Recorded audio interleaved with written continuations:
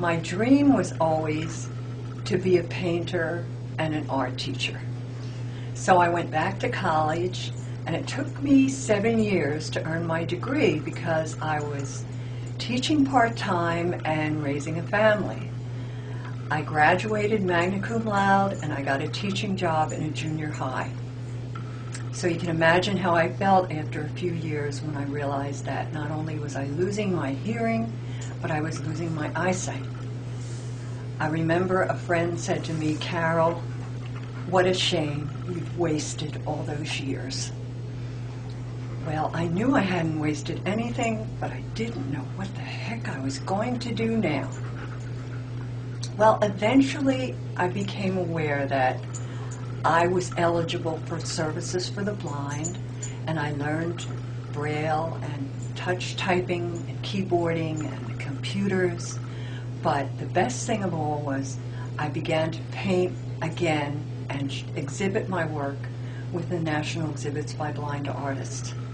From there, other people saw my work, and soon I was showing and selling my work as a visually impaired artist. As my eyesight began to disintegrate more, I started to switch to sculpture. And I remember the night that it dawned on me that I was seeing with my fingers. I was seeing with my fingers, my hands, my arms, and my whole body, and I was still able to make sculpture. And that's the night that I knew that I could go completely blind and still go on making art.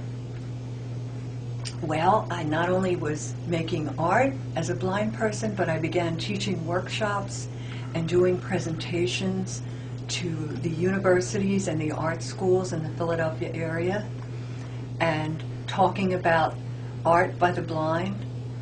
And so my dream came true. I was still an artist, and all the things that I learned as a painter directly apply to sculpture.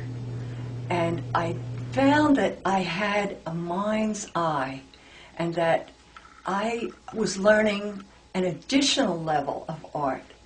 And with my art now, I am trying to show people, by letting them touch my work, what I have learned as a blind artist. I think that the blind have something to teach the sighted, and that if they would just pay attention, they can learn something from us. So my dream came true. Not only am I a successful artist, but I'm also a teacher. So at 73 years of age, I am still learning, I am still working, I am still selling my work, I am teaching and doing presentations, and still growing and learning every single day.